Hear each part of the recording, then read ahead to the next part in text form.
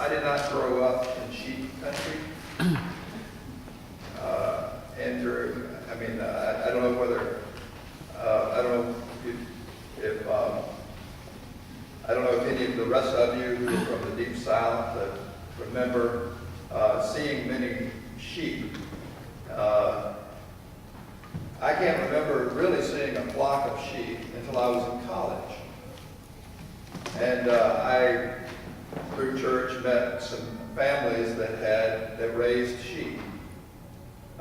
They raised them they used their blood without killing the sheep for testing at one of the local laboratories in that area.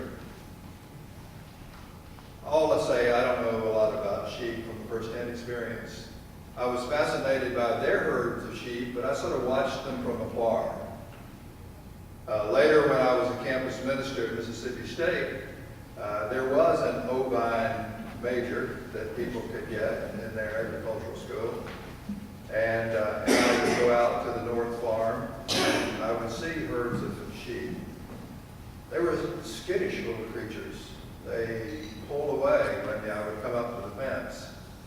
And I guess I just thought that if I just held my hand out, they would come over, and hoping to get something to eat. But they stayed away.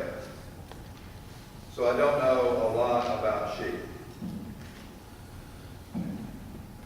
But because I, as a child, grew up in a church 3 or 4 times a week family, I had seen a lot of sheep and shepherds in my day.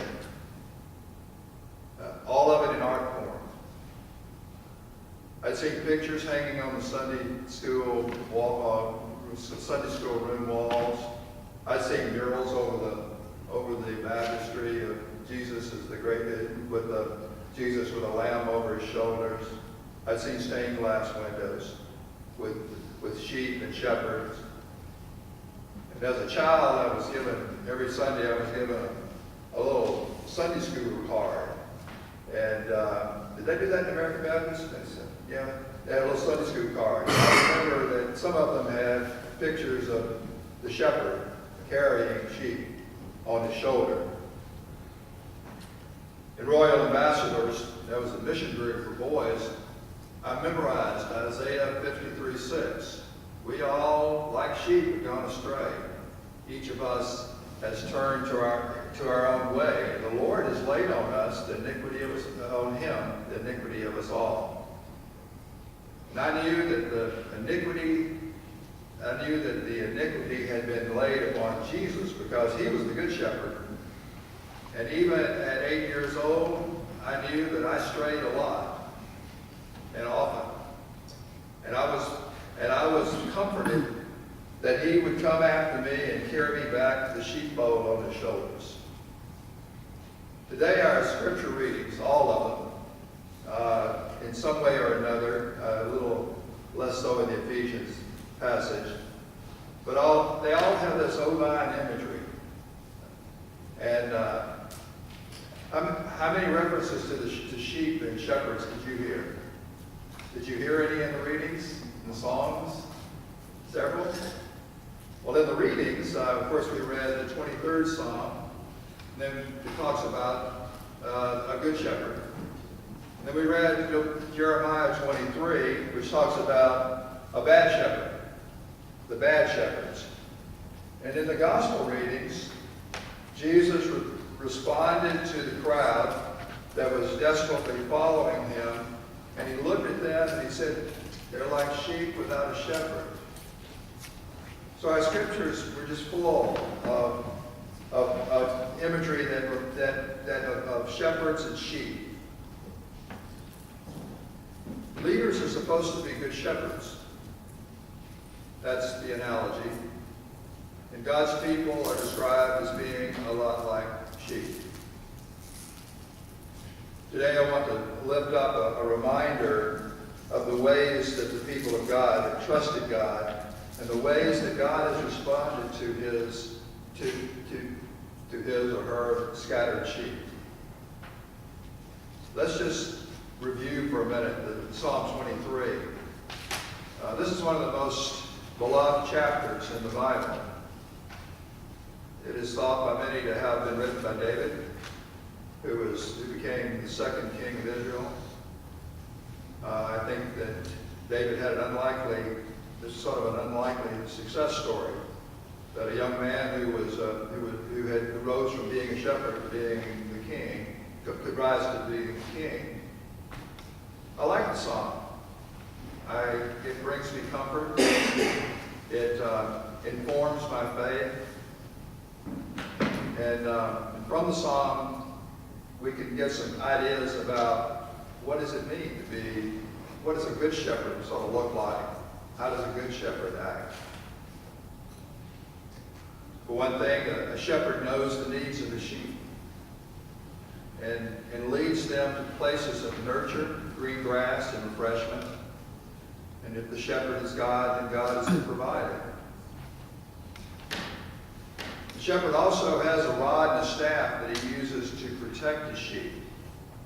I was reminded that when teenage David was applying for the job of protector of Israel and challenger to the huge warrior Goliath, he put in his resume to convince Saul that he was up for the job, that while guarding his flock of sheep, he had already killed a lion and a bear. And that he was prepared to fight Goliath because he was armed with faith in God, courage, and skills, the skills that he learned protecting his sheep. A good shepherd puts himself or herself between the sheep and enemies of the sheep and walks with the sheep even in the darkest valleys. God is our protector and sustainer, the Psalms, I think, points out to us. Some scholars say that the writer of this 23rd Psalm switches metaphors. When he goes on in verse 5, he says that he moves to some military imagery. God boldly gives a banquet in the presence of his enemies. Or God is not intimidated by our enemies. God blesses me and you with oil in preparation for the battles that we have to face. And God is with us in confidence. So the psalm ends with the promise of goodness and mercy and a community of a home forever. And that says to me that God is committed to me, committed to you. Now, in the gospel reading, Jesus is a good shepherd, is a good shepherd to his followers, to those apostles that the word they use in Scripture was the apostles. 2 weeks ago, the reading told us that Jesus sent out the apostles in pairs. I don't know if you've ever done any kind of sort of cold turkey mission work where you sort of knock on doors and meet people. It's not real. I don't think it's as prevalent among American Baptists as it is your Southern cousins. But I think that I have done some projects where our goal was to meet people in a place and invite them to be a part of maybe a new church. I did it in Onaway, Michigan one time, and because we know there are no Christians south and north of Kentucky. So.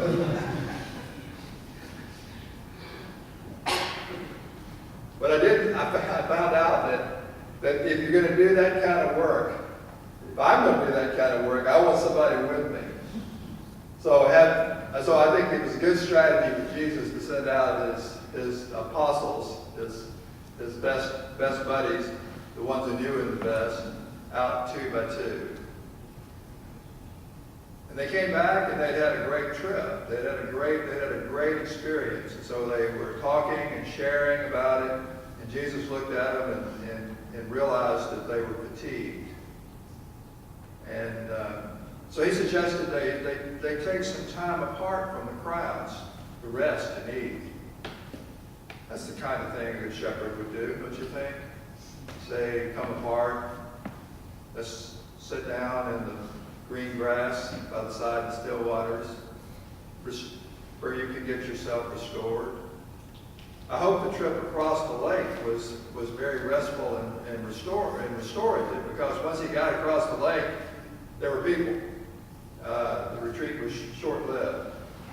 And Jesus looked out at the people, and he said, and he realized, and he thought, these people are without shepherd. And he felt sadness for them. Jesus, other places in the gospel, Jesus talks about the other shepherds. He says that, some of the shepherds are not like shepherds, really. They're like hired hands. They maybe work for the shepherd. And if push comes to shove and things get a little dicey, they're out of there and the sheep are on their own. Jesus said, a real shepherd is not like that. A real shepherd knows his flock, even knows the sheep by name. A real shepherd will sacrifice for the sake of the sheep. What makes for a poor shepherd? Jeremiah said, speaking for God to King, it was one of those difficult names too. I was going to be screwed, impress you by saying Zedekiah. There it is. He, speaking to Zedekiah and all of the court prophets and priests, he said, woe to the shepherds who destroy and scatter the sheep of my pasture.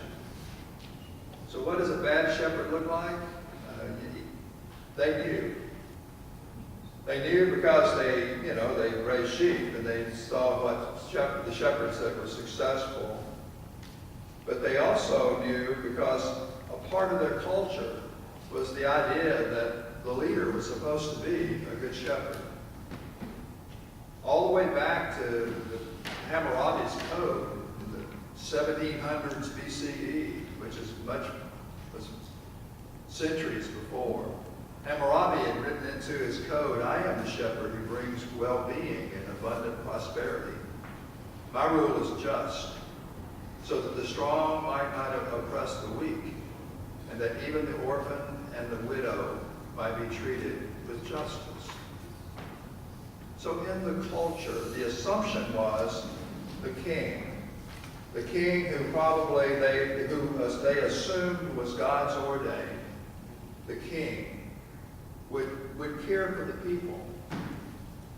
The king would be a shepherd that cared for those that were on the margin and for those who were the most needy.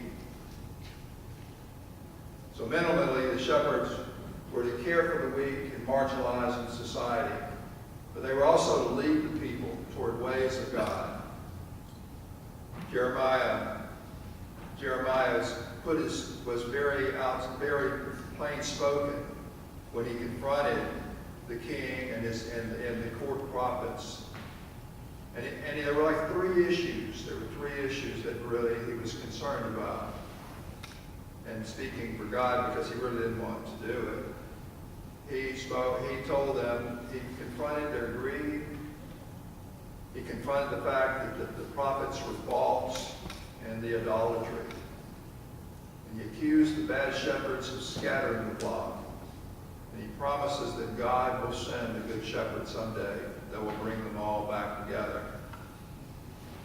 Bad shepherds put power before the good of the flock and the community. The bad shepherds in Jesus' day were so concerned with the maintenance of the religious institution, primarily the temple cult, that they entangled themselves with their Roman oppressors, walking the tightrope that they thought would allow a sustained religious community and also give them political power. Beware of shepherds who align themselves with government, except for the purpose of doing good for the people. Bad shepherds put their own wants ahead of the needs of the sheep. Bad shepherds do not recognize their relationships to the sheep. They do not know the sheep by name. They do not know the heart of the sheep because that's not their main concern. Good shepherd, bad shepherd, these are metaphors, and the usefulness of metaphors always what? Break down. We can't take it too far. I knew friends, I had American Baptist friends in Rochester. I remember we were talking as pastors, and we were talking about the sheep and shepherd metaphor, and they said, we hate the sheep metaphor for people, because as we described them, they seem to flock together. I don't think they're real smart. They may be, but maybe they're faking it. But so metaphors always break down.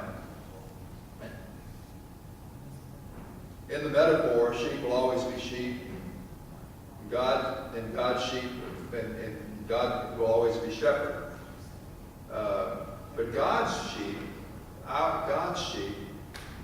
are to become shepherds, spiritual caregivers of others, nurturers and challengers of those around.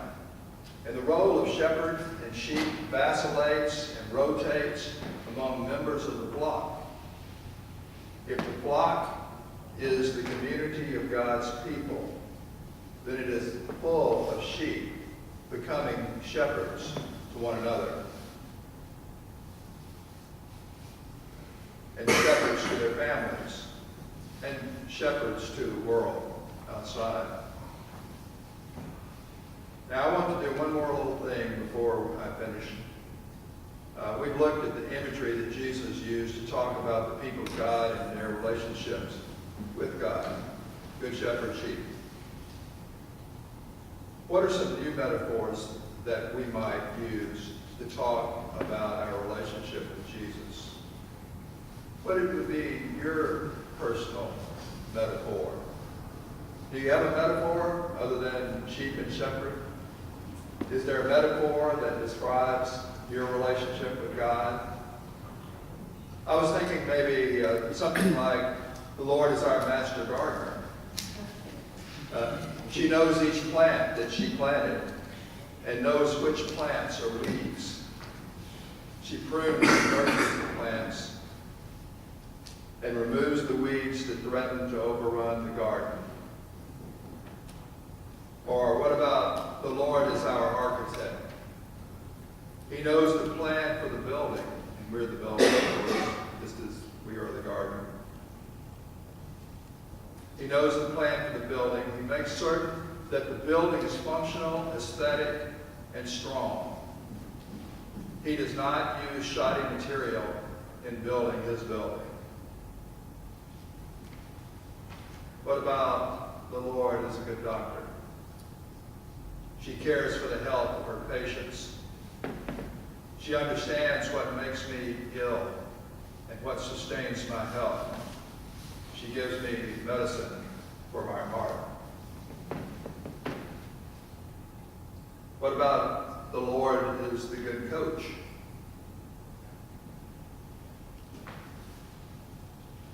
She has a game plan for our lives.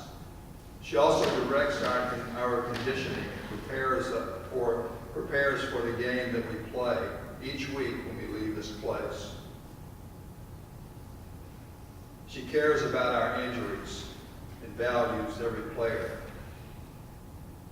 How about the Lord as a choir director? And we are his choir. He leads us to make beautiful music. He knows the strengths and weaknesses of our voices and trains us to sing melodiously. If you chose a modern metaphor, for God, what would it be? Think about it during the week. Maybe there won't be a test next week, but think about it. The other challenge that I want to leave with us is this. In the response to Psalm 23, we sang the chorus to a song that was written by Marty Haugen, Shepherd Me, O God. And we sang, Shepherd me, O God, beyond my wants, beyond my fears, from death to life. I invite you to pray along with me this week. What does life look like beyond my wants, your wants, beyond your fears? What does it look like for you as a person? What does it look like regarding the people around you? What does it look like for our church and our faith community? Shepherd me, O God, beyond my wants, beyond my fears, from death into life.